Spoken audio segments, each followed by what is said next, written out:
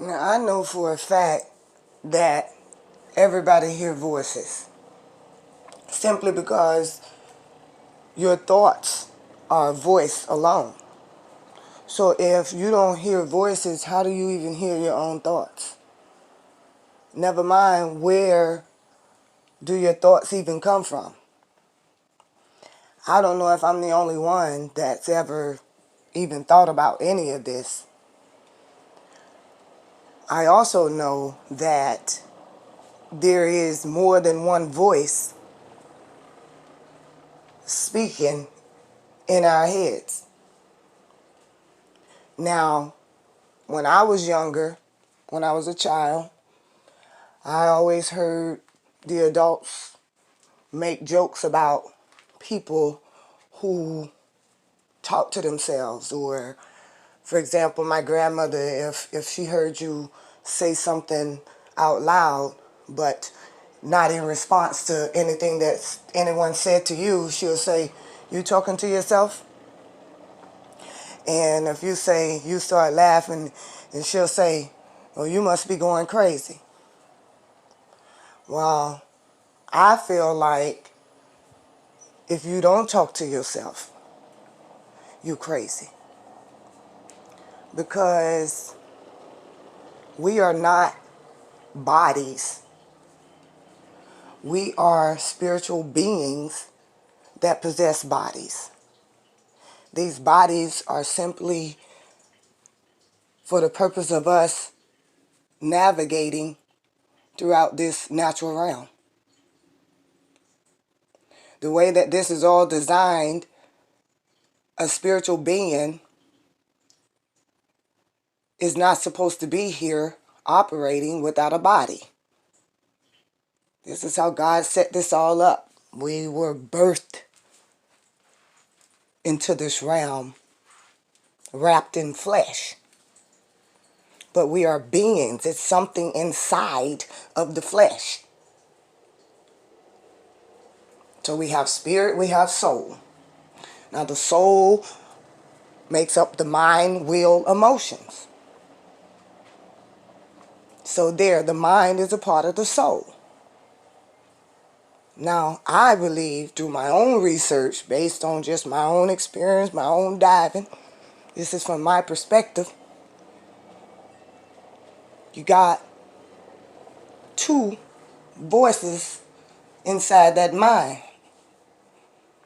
This is where the duality is starting at, to be honest. Because you got right side thinking, left side thinking. And I can go really deep with this, but right now I need to stay on the surface so I don't just drift off too far, connecting it too much before I even lay it out here. So you got basically a positive voice and a negative voice in there. And then I believe the third voice would just be little old you. That would be just your conscious awareness of this or that, or oh, it's a problem, or oh, this is good. And then we would have the negative voice that would always be suggesting something opposite to the right voice, which is the positive voice and the positive thinking. So the negative voice is going to always attack the positive voice. And then we have to make the decision of which voice are we going to listen to. Okay? I see it just like how Satan appeared as a serpent talking now through this serpent. He appeared in the garden in the form of a serpent and began to speak to Eve and manipulate her through conversation filled with lies so that he could deceive her into thinking that God was, keeping something from them, and, that they were already basically enslaved, not to trust God, don't believe God. However, you could put it into your own format of thinking, but bottom line is he's going to use any kind of tactic, any kind of scheme, any kind of plot, ploy. He's a manipulator. He's cunning, conniving. This is what he does. Because it's not about your body. He don't want our body. And I'm not saying don't take care of your body. It's important to take care of your body and, make sure we're eating right and stay healthy and things like that. The words say that above all things, I want you to prosper and be in good health, but just as your soul prospers. Because it's about the soul, bottom line. Our souls are under attack. The enemy don't care nothing. He don't want our body. He'll destroy our body any kind of way he can. If he can. If we let him. It's another level there. But the bottom line is we are not, the body is not under attack. Okay, now the body can be used to bring the soul down. But spiritually, this warfare is about the soul itself. And the only way that I can control this soul, the only way that Satan can possess a soul is through the deception of the mind. I have to make you believe this. When I can control your thinking, then I can possess you and I can make you do what I want you to do. Because thought produces action. Okay? We can't get up and do anything until we think about it, make a decision that we're going to do it. And then we got to produce some action there. So all this stuff is connected. It all works together. Faith without work is dead. Doesn't even matter. It's not even just about the righteous. Now, faith is not just about the righteous or a churchgoer or a believer. No. Faith is faith. Anybody can operate in faith. Witches they work in faith. Their witchcraft and all of these things, all these different links we have. These people are operating in faith. That's why this stuff is working. So faith is faith. It works if you believe. This is about faith and you put action to it. This is a real game. This is awesome. I'm telling you. But it's about learning the rules, the plays and the players. There's levels to this thing, just like the video games that are out now. I quiz my boys all the time on these games that I watch them play because I have to monitor what they playing. Anyway, but while I'm watching, see, I got one reason for being up in there, but now I'm going to get into their heads and talk about what they're doing here and what's happening here. Because I'm undercover. We always undercover. It's always a spiritual work that we need to be doing. But I'm not just going to come in and, what y'all got going? What is this going on? I know what they playing. The game is not in here because I don't know. A lot of it I done bought, truth be told. Or the dad done bought. But now I'm monitoring what's going on. But I'm looking at this and I'm saying, wow. Because they're explaining it to me. And they have to learn all the operations of the things that's on that level that they're on. Where they start out on level 1 and there's different levels you get to where you max it out. And that's when you done mastered the whole game now. But it takes so many times on each level too. Because I hear them talking about how they still haven't mastered that level. They still Oh, this is difficult. So you have to learn the rules of life. The Bible help us with that. The Word of God help us with that. Yes, there's a lot more than the Bible. Clearly, there are things that are left unconnected there. But God, this is what the understanding, the word said, deep call unto deep. We can dive into him and explore, and he will reveal things. We can just discover a thing is awesome. Because every individual, we got our own souls now that we every man for himself, basically. So I see it as a big old super soul puzzle to put together, and we going journeying through this life, collecting pieces, and come to a point where we realize, whoa, sit down and start putting these pieces together, and we seeing stuff. We see now God is showing us there's purpose for everything you done went through in your life. We start learning how to play the game. When you learn how to play the game, then you start winning at it. We used to have a saying back in the day, somebody get mad at you because you're good at something. And we used to say, don't hate the player, hate the game. Okay? I used to hate life because I didn't understand it. I didn't know that there was something to know. At first, I was accepting everything that happened to me. All this stuff had me chained up and tied up and locked up in darkness. I had no one to help me out of this place, this position that I was in. Had it not been for a voice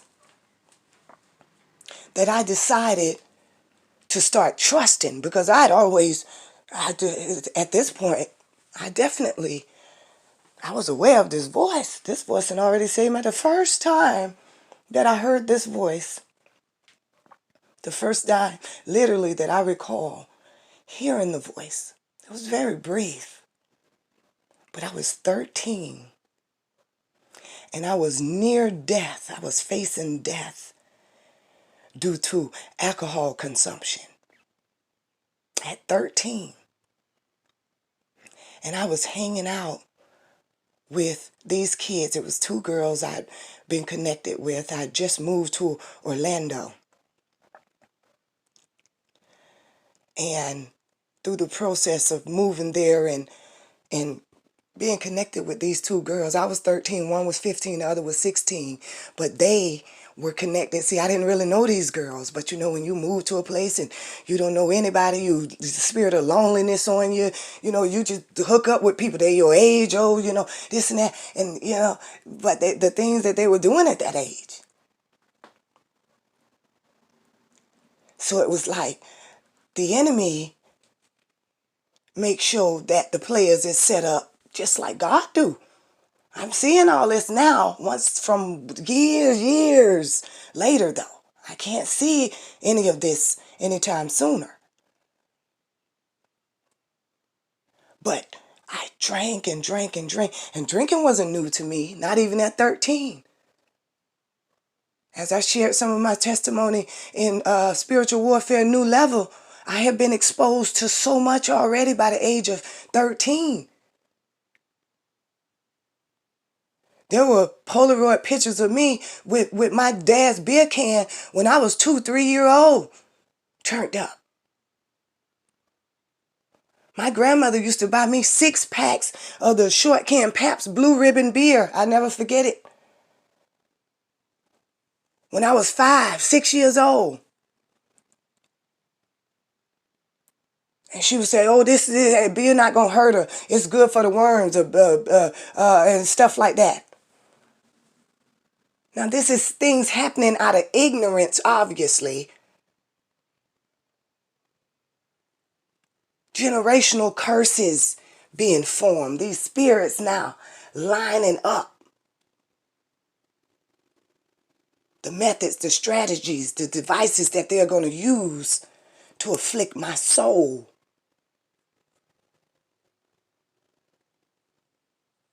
And this is before I even realized that I had any power, that I was a part of anything. I had no understanding of any of this stuff. And that's why I say God's power is great, it's awesome, it's mighty, because he covered me and warred for me. He knew what was going on, but I didn't know for a long time. God ain't let me in on it.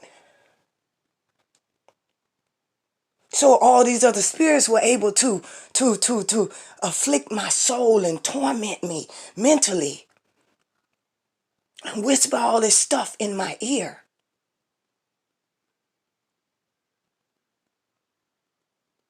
Because at a young age, I done already been exposed to all kinds of stuff now. Sex and drinking and violence and it's the lust, all this stuff. So I drank so much that night we hanging out. I mean, drunk to the point I can't even stand up on my own 2 feet. And all of us, everybody underage, even the other three guys at that time, they had done went and picked up some guy for me. I was so drunk I didn't even know who he was. I can't even tell you how he looked.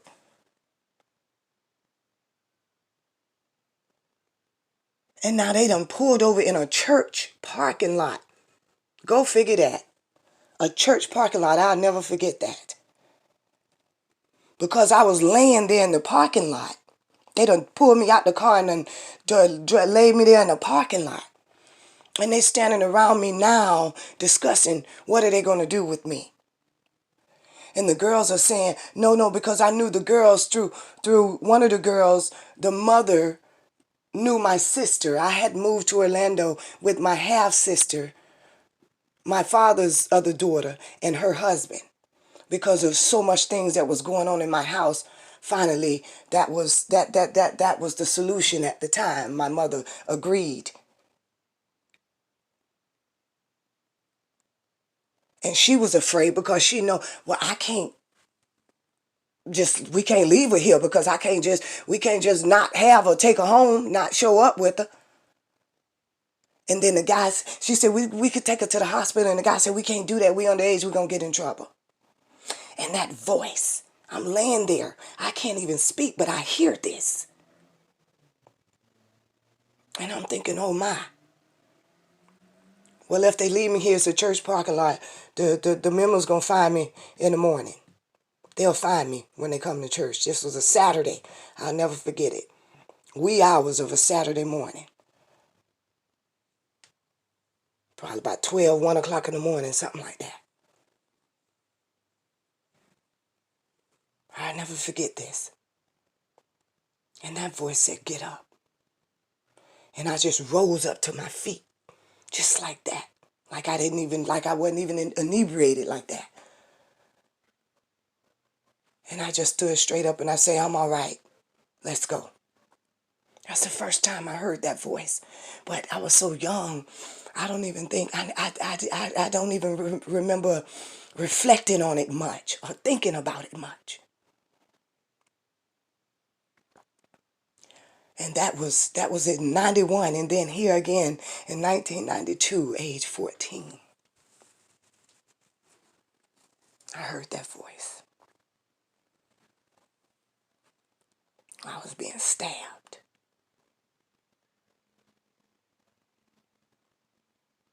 And that voice, I believe that's the power that God done placed. See, it's a God inside of us. See, the book of Psalms and Psalms that say, ye are gods. I've made you just a little lower than the angels. But I've given you authority. But see, there's power in us. There's something supernatural already inside of us. We can't even see it. If we take our hand and put it in front of our mouth and blow on it, we can feel heat. Or if we outside and it's cold and blow on it, we can feel cold, but we can feel breath. coming out of us. We can't see that until if we in the cold air, you blow on yourself, you can see like a little puff. So we got air in us. We got spirit in us. That's proof that there's something inside this body. There's a voice coming out of us. I ain't talking about the larynx box. I ain't talking about the physical structure where that voice come through. I'm talking about the sound. What gives it sound? What gives the speaker sound? The sound isn't the speaker. The sound is coming out of the speaker. What give it sound? Huh? I know about the theory about the Big Bang, but what made the bang? What made it audible?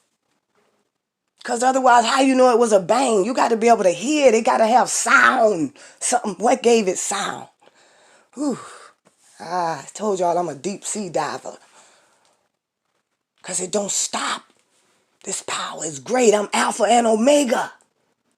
There's always a end to start a beginning. So there's really no end. Oof. That voice is always that voice is in all of us. Because that breath of life, that chi, that energy is in all of us.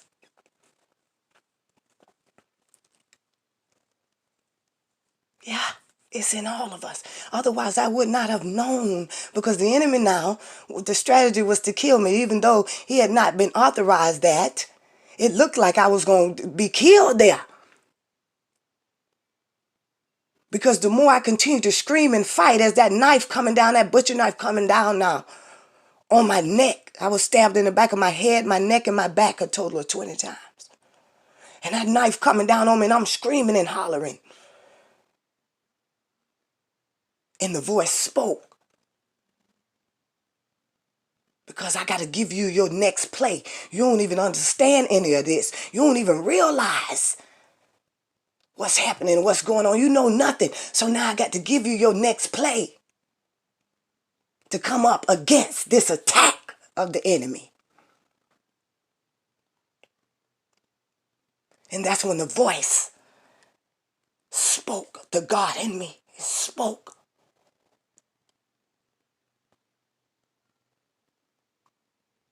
Of power had always already downloaded an instruction. Boom, just like that.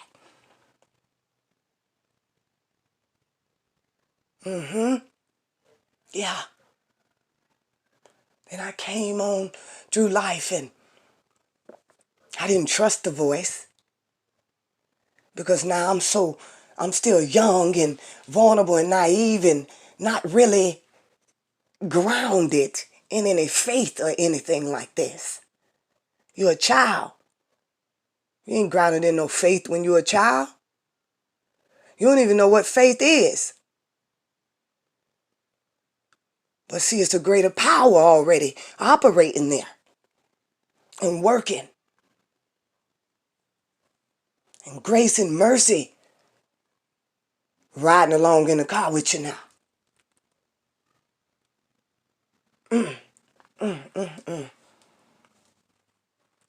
I ain't trust the voice, so I would hear it a lot of times and not hear it.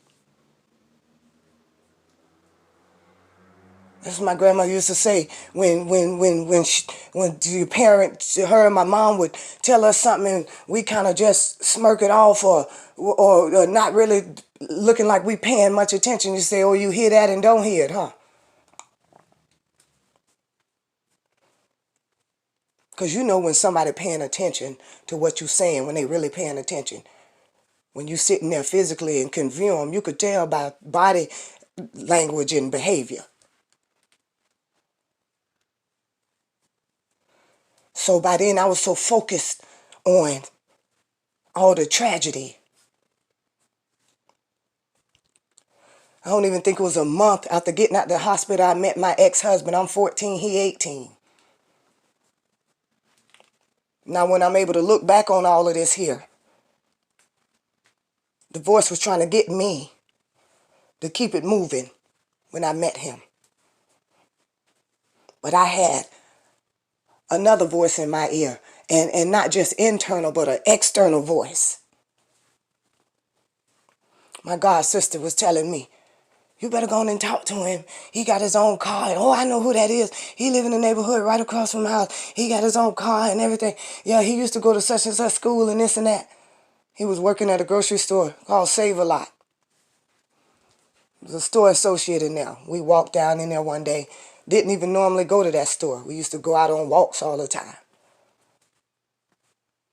Didn't even normally go to that store.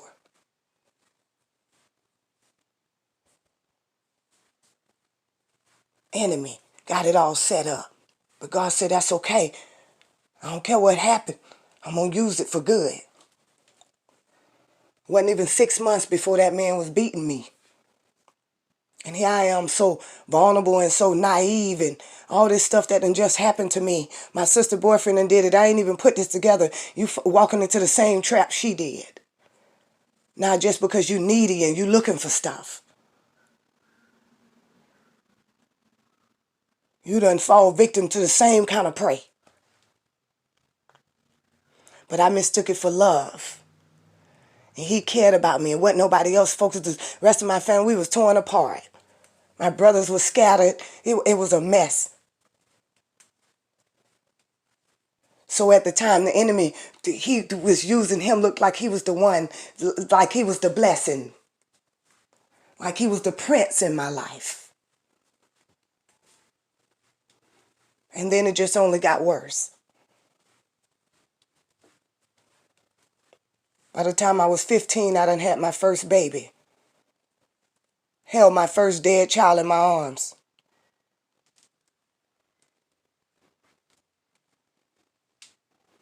That was the first time I really experienced an injustice. Because the long story short here, the hospital assisted in the death of that baby. Then I turned around and got married at 16. Against the guardianship that had been placed in my life. My godmother and my godfather went and warred for me in court and got custody of me, and then the enemy made sure that things were placed there to influence me and telling me these people don't really want you, and I was whispering all kind of lies and everything in my ear, but ultimately influenced me because I believed what they were saying. The enemy can't make us do nothing, but they can influence us. They can put a lay enough on us, and if we give in to that, then we gave in. We were under that influence. And that's what I did. And I went to her and I tried to get her and my goddad to sign because I was under 18. So legally, you had to have a paper signed by a guardian to get married in Florida. And she said, no, I'm not doing that. See, she already knew my pappy was a deacon. He was already grounded man of God, but a good man of God. And she said, no, you're too young for that. I'm not doing that. And then the enemy whispered in my ear and gave me a strategy. See, when you bitter and you hurt and you mad and you confused and frustrated and God ain't really telling you nothing, you ain't listening to God. You ain't even going asking God no more questions. So that's when the enemy can really start talking to us. And that's what happened. We went to my dad. Guess what? Because I knew my dad. He was an alcoholic. He was always drinking. So I knew it wasn't going to be hard to get him to sign it. And sure enough, we went to him and he looked up at he's not my ex-husband, of course, many years my ex-husband, but he looked up at him and said, oh, you get married to her. Oh, now she your responsibility. He signed it. And there we go. And everything just intensified from there. He went from working jobs to working in the street selling drugs, weed. Became a big-time weed guy and everything. Cheating on me, gave me all kinds of diseases. By the time I was 16, I had my second child. He died a day before his first birthday. Never left the hospital. I spent nearly a year. He died on Valentine's Day. And I basically spent a year in the hospital because I spent nights with him. I took him all clothes, all kind. I mean, he had a trach in his throat. He had a feeding tube. He had a shunt in his head. He had clamp in his heart. They said he was blind. I didn't really believe that, because one day I was in there and I showed up and he was asleep. And I was just bent down over and real close in his face. And when he opened his eyes, he jerked back. You know, just like you would do if you were sleeping and open your eyes, somebody staring right there in your face, you're going to jerk back. So that's why I ain't believe that. Either way, if that was the case, he saw me supernaturally or something, because that was his response. And I witnessed a whole year of my son there fighting for his life. The doctor said the first day he was born, he weighed 1 pound and 9 ounces. They say he wasn't gonna make it through the night, and here he survived a whole year. I didn't understand at the time, especially when I was going through it. What is the point for all this pain? I just seen my mother get gunned down, my sister gone, my niece. Now my second baby. Now I'm getting beat. What is going on here? What is the purpose for all of this? And I know I was young having babies, but you know what? Things were so bad. I had a thought. I said, I need something to love. I need something to love here. And I'm going to just go ahead and say it. People might not like it and people might not understand it. But I believe God supported that thought. Because my third baby, which is my oldest living child right now, she's 25. I got pregnant with her. I had her when I was 17. I had them in steps, 15, 16, 17. She was like a lifeline for me, like an anchor. I needed something to focus on. I needed something to love, because I was losing. I was letting go. I couldn't understand why this man was beating on me. And all I was trying to do was create my own family, because, see, I had a 2-year-old niece, and I had a 2-month-old niece, and both of these children belonged to this man that killed my family. See, what kind of evil that you can even kill a child, let alone your own child? And see, in my mind, I needed to get my niece, and I needed to raise my niece, and I needed to try to make things good, because me and my sister had such a horrible relationship. And right before we barely had a chance to mend it, seemed like we was just starting to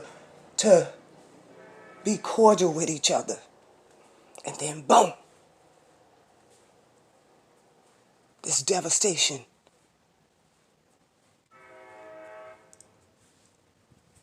I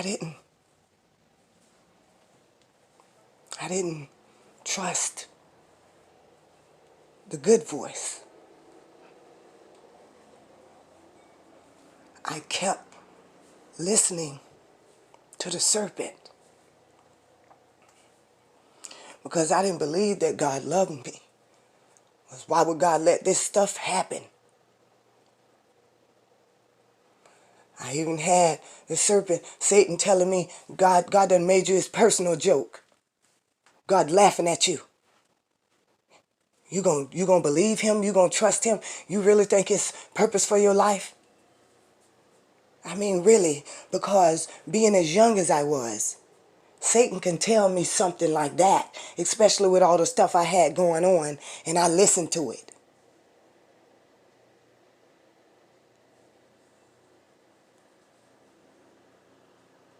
So I was trying to have this family, and I knew if I went and got married, I could become emancipated and show the state that I could live on my own and I could take care of my niece.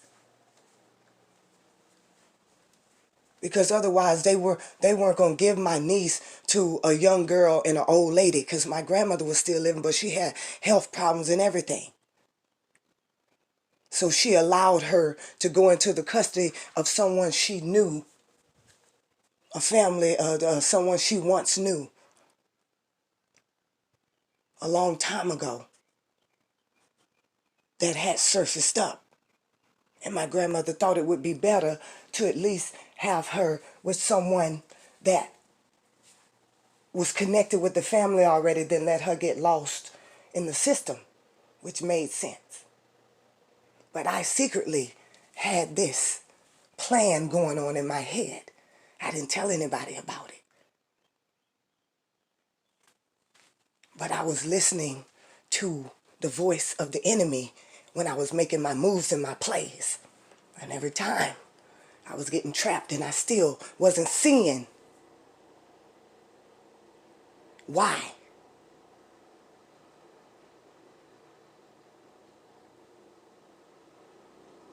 And by the time I was 17, I had been introduced to crack cocaine.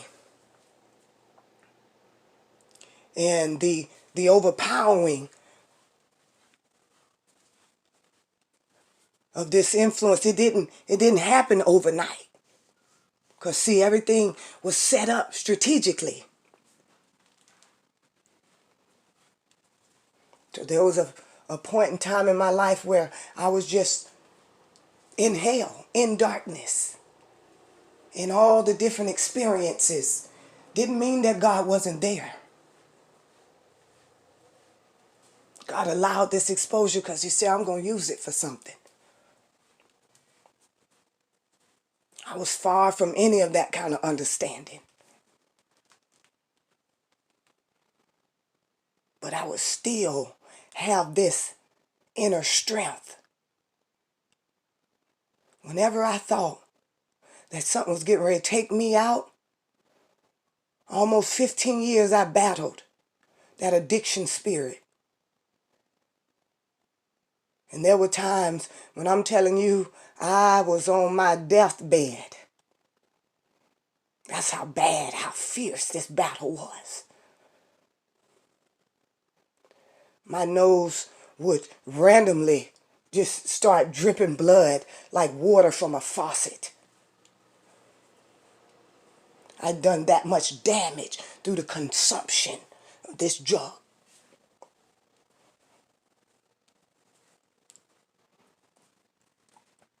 I could stand there in the mirror and push my nose back and see holes that I could plug up with my fingertip in my nose.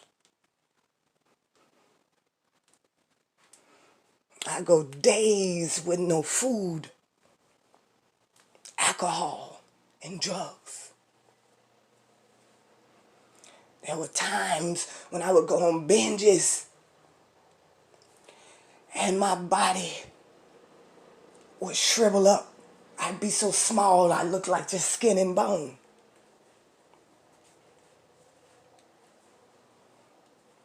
There is no way that there's not a greater power out of the two.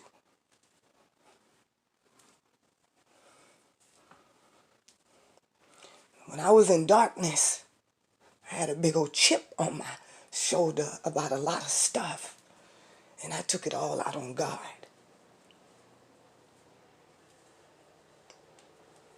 I wanted to take myself out of the game because I hated it.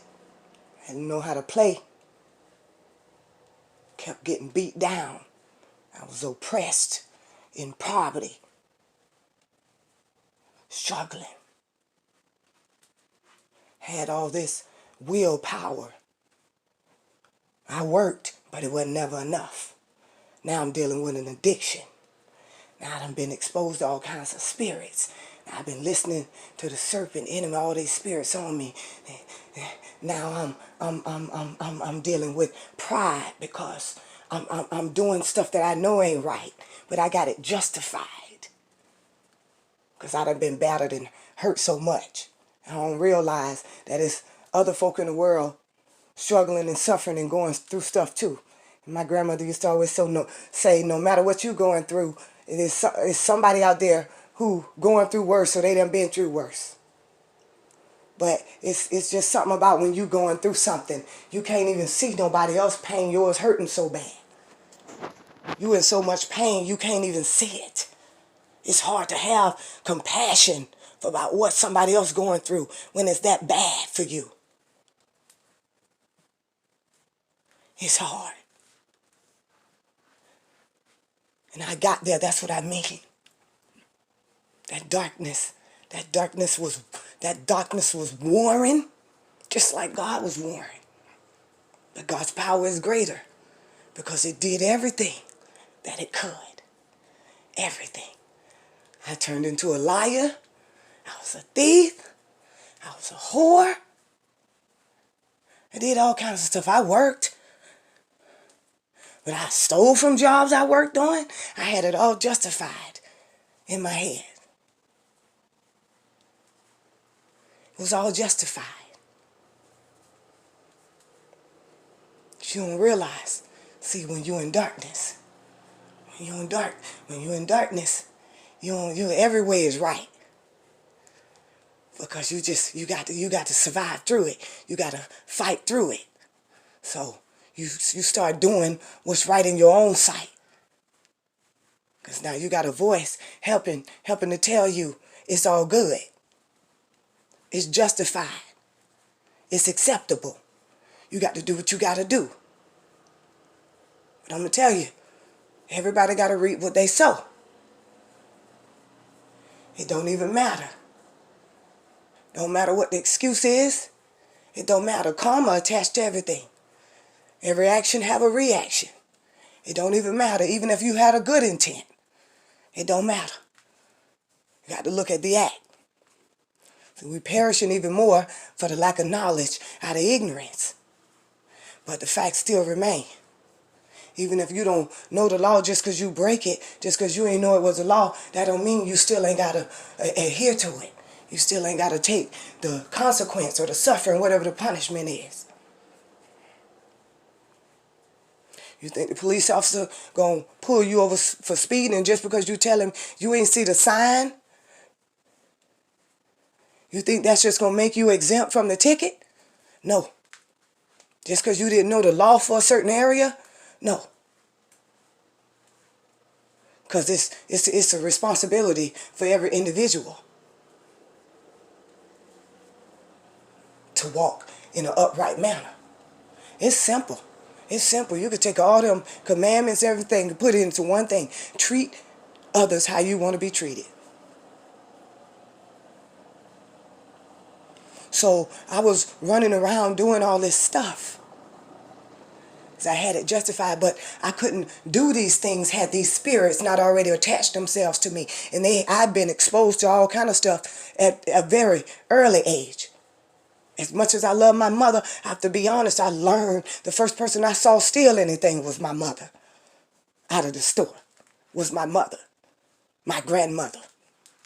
As a child, pushing me around in the car, I'm seeing this stuff.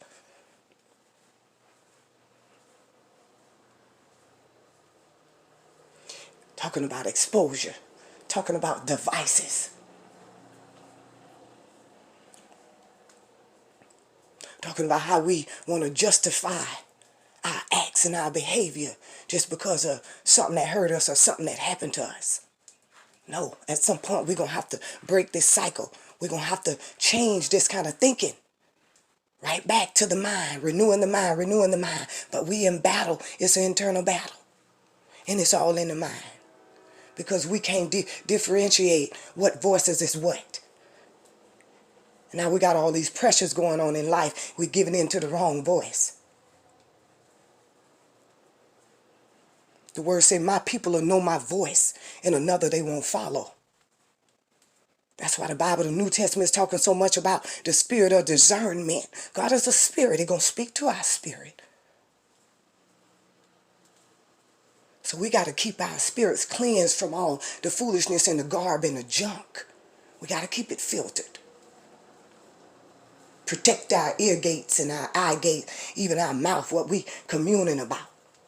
Even scent sometimes. You can smell, I can smell evil scents. Some people have other gifts to see them.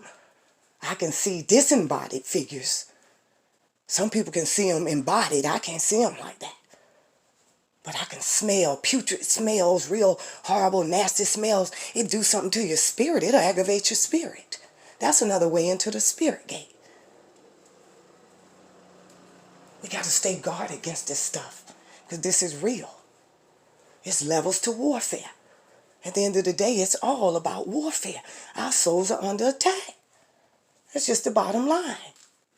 But there is a way that we can live and have peace and have joy, have all this stuff in our spirit in the midst of a storm. Jesus proved that. He was asleep on the boat. All the rest of them, anxiety, fear, he was asleep. He had peace in his spirit. Why?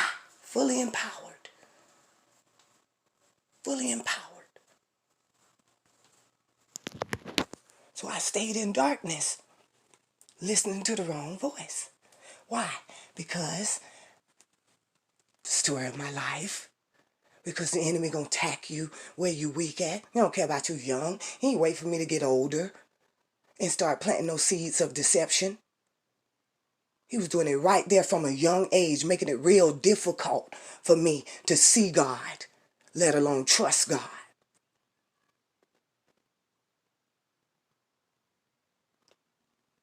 Keep on throwing this stuff at her. She ain't gonna be able to see God through all of this. Yet God's power is greater because I was still being led. I was still getting things deposited into my spirit when I needed it. At the appropriate times, God knew because I was led to each and every person that I was connected to. We led to the people we connected to. It's already predestined to happen. Why? Because this is all a setup. We meet people all the time that we weren't intending on meeting and then realize, whoa, this was a divine appointment. This was preordained already. This was a predestined meeting with this person.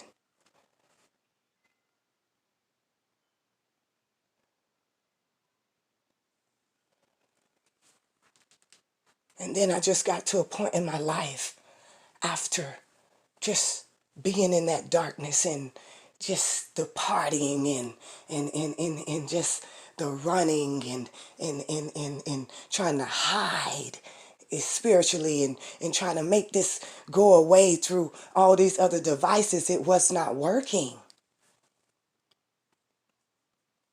because it's not designed to happen like that. That's not how you overcome. It's already been declared we are to overcome. We can't be an overcomer if we're running from it.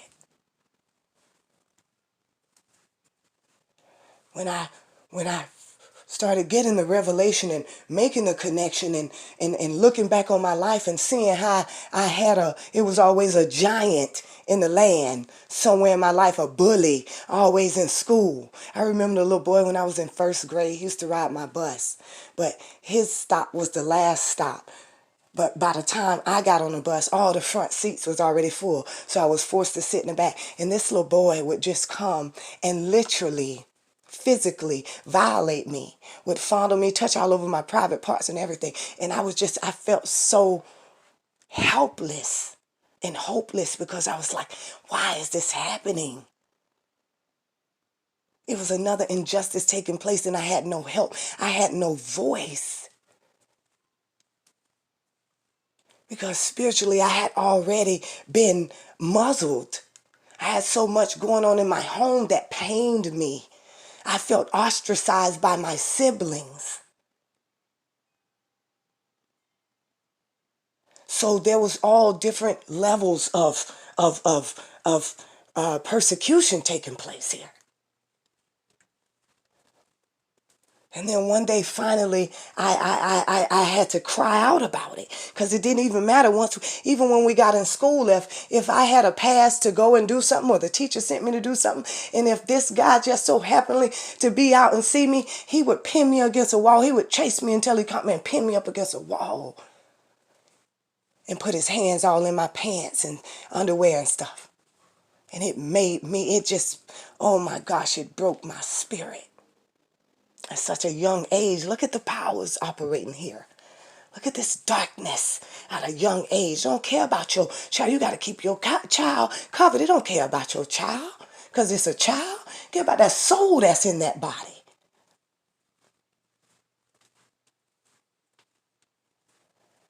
And finally, I told my grandmother. And I love my grandmother. Oh, gosh, I loved her. But I'm going to tell you what. Her solution now was always about fighting. I was dealing with old Brooklyn granny. My grandmother was from Brooklyn. She moved to Florida. Spent many years in Florida. But I was dealing with old Brooklyn granny. And she said, well, I'll tell you what you do. Because she always had me primped up. I had my little purse and, all kind of little stuff, little chain or something on. And, I have ruffle socks. Her and my mom were good about that. How they had me presented and stuff. And that came up in me. But it don't matter what seeds is planted in the soil. Whatever is planted in there is going to give a harvest. It has to. This is principle. This is spiritual. This is law. So Granny took and went and found a big old smooth rock out of her yard and put it in her bag. She said, this is what you do. In the morning when he come at you, she said, you reach your arm back far as you can, and then you swing it, you let it go hard as you can upside his head. And on the inside of me, as she telling me, I'm thinking, I don't want to do this. I'm scared. Scared to do this. I just wasn't no fighter. I ain't want to fight. I just wasn't never a person want to fight. I always wanted peace. I wanted love. I ain't want to fight. But I know I had to do something. I had to do something. I didn't even know about the bully that was waiting on me in 3rd grade. Here I am in 1st grade now. 1st grade. Never mind I had to fight in kindergarten. I'm telling you. Not even seeing the training that's already taking place now. Because I can't even identify with nothing. Don't even know it's anything to identify with. Don't even see it. The next morning, got on that bus, and he came at me. And I stood up. As he was getting closer, I stood up. And he had that same little nasty, little perverted little grin on his face.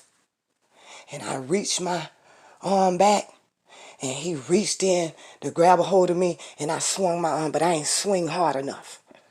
And he kind of moved, so I didn't hit him hard enough.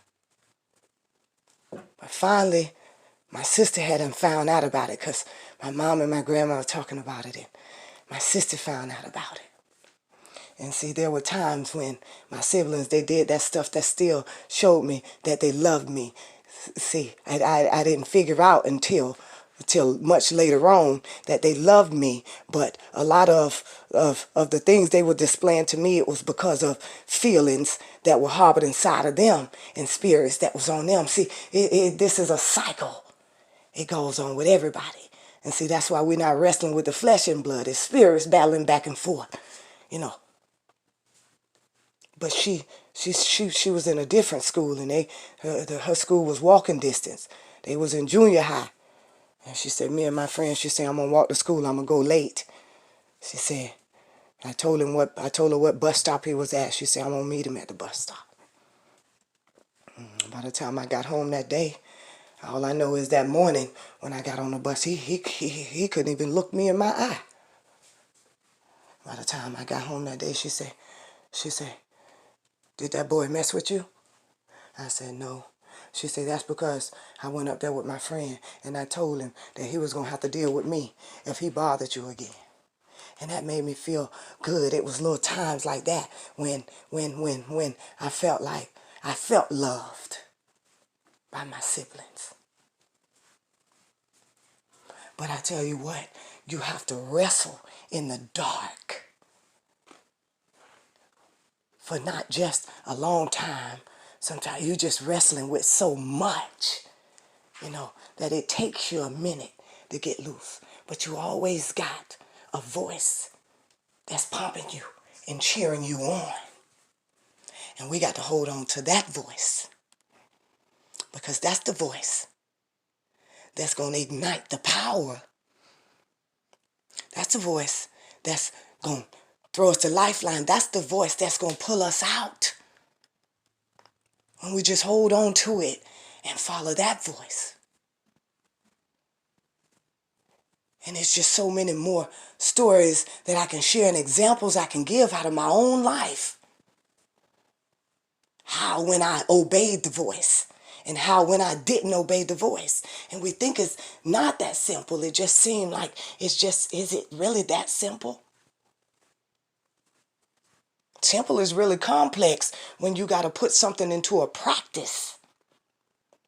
When you have to come to an understanding, when you have to wait for information and knowledge and nuggets and all this stuff, when you have to pursue. But when you just activate the believing power, the faith, it's like the key that turns the engine.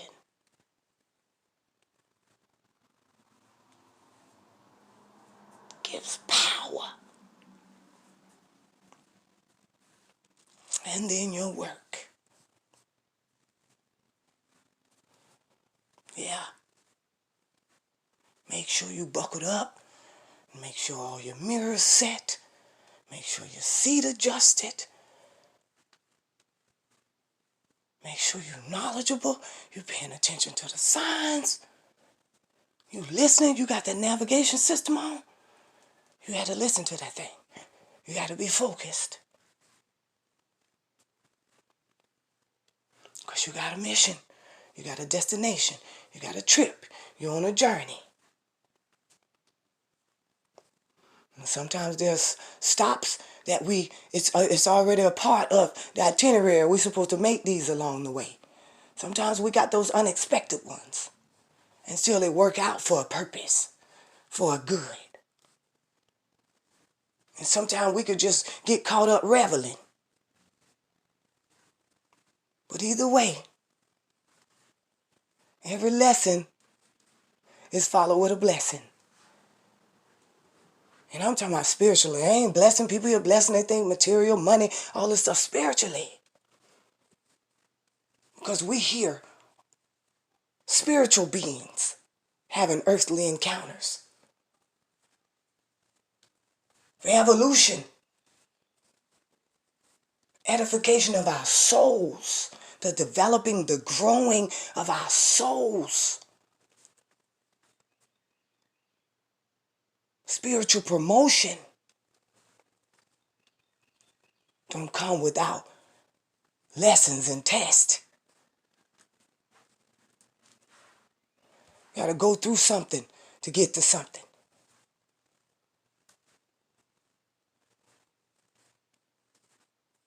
Wanting without work is something wrong with that. I don't want stuff just handed to me. And I want to come through this thing better, stronger, wiser. I used to pray God to deliver me out of stuff. God ain't never delivered me out of nothing. That's not the God I know. God is there with you in it and through it. But no, I'm not taking you out of it. There's a purpose for me allowing you to be in it.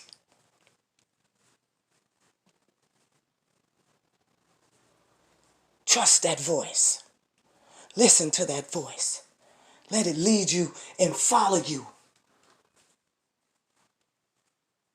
You find yourself in the land of the living, in the light. So only one or two things going to happen from the way I see it. Either you evolve in light or you dissolve in darkness. But we still got to choose. Even when we're down, you got to choose. Make up in your mind, are you going to get back up? You going to do whatever it takes to rise again? See? Once man make that decision, then God say, oh, okay, I got it. Got this. When you decide to trust God, it's okay. Watch this. Watch what I do.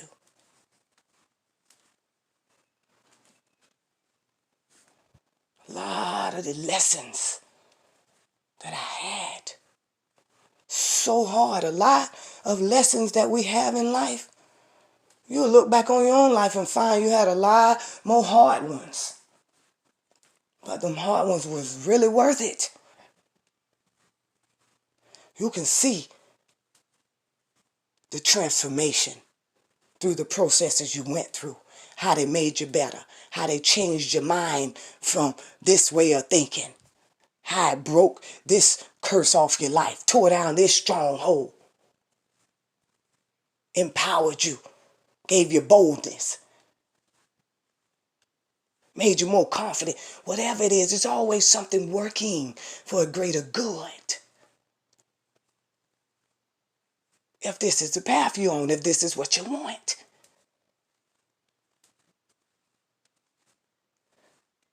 You get what you ask for. Look at the tools you're using. What type of work you're doing. Do you have the right tools? See, I call this is all kind of stuff. It's a big old super soul puzzle, but it's like a soul science going on here.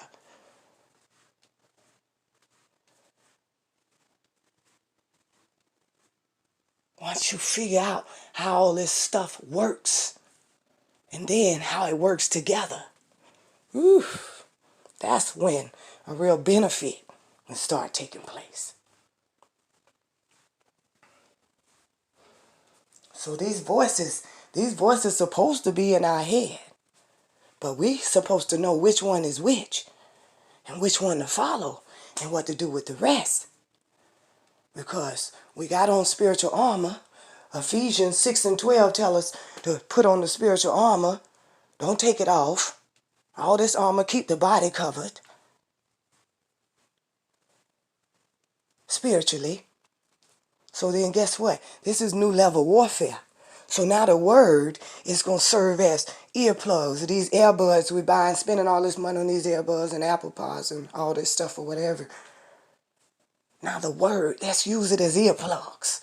When the serpent try to get up in there and telling you anything that's contrary to the word of God. You're like, I know this ain't even right. So you just take the word and attack it. Pull it right on down and bring it into submission to the word. The weapons of God are not carnal but mighty to the tearing down of strongholds.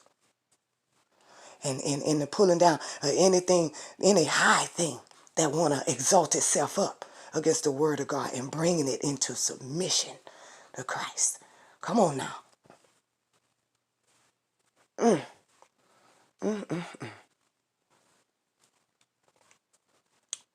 We on the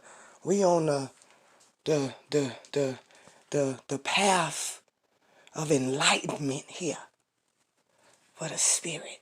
So our souls can receive all it needs to. All the information, all the knowledge, everything it needs to. According to being led by the Spirit, so we can be empowered. Take up the authority that's given us. And lead mighty and victorious lives. Live in peace and joy and experience abundance in our lives. Even in the midst, we are the righteous. We have a different insurance policy. This thing is true. It's real. God is mighty. God is faithful. And that voice is not going to go anywhere, just like the serpent's voice is not going to go anywhere. So now we're going to choose, and we choose rightly, we choose wisely based on the word and what it says about the righteous, about his people. And that's how we know what voice we're going to listen to. Because everything we need is in that voice. Especially a saving grace. I don't care what the situation is. Oof! How many times this voice done saved me? and you start reflecting back on your life. This power have been operating, both powers been operating in our life, but the greater one been manifesting its greater the whole time. And we got to stop focusing on the stuff the enemy trying to point out to us. All this stuff is a tactic and a distraction.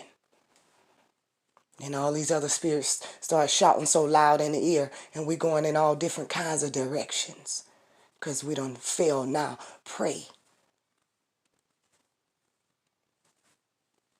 And we just attacked in our mind, attacked in our emotions. Fear is activated. Yes, fear is an emotion. Some people don't think fear is a spirit.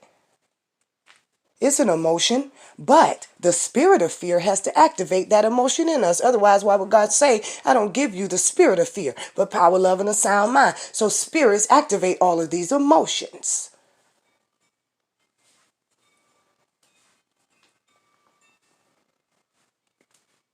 We've been deceived by the serpent long enough, whispering in our ear and telling us lies. We've been behind this veil of deception, being manipulated, being deceived, so that we can stay in darkness and stay in soul bondage. And our spirits are in a captivity.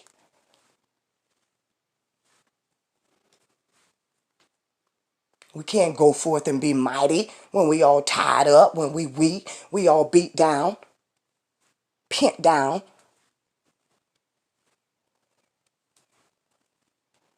Listen to that voice that said, get back up. Follow that voice that give you instruction, strategy. The little children of Israel, they had to fight. They was in battle all the time. And when they were obedient, God gave them strategy to win. But they still had to go out and fight the battle. So we still got to be obedient in this. There's still something we got to do. We got to listen. We smart. That's why God done chose us to be a part of this. We smart. And God is telling the enemy, watch what happened when my power is activated in them. They gonna wage war on you and your army. So we're gonna come out from under this veil of deception, Lord. We thank you for all of the knowledge and the information from every direction you sent it from. You are great and mighty. We honor you for your faithfulness. This is JP. You've been listening to Soul Walk for Your Spirit Talk.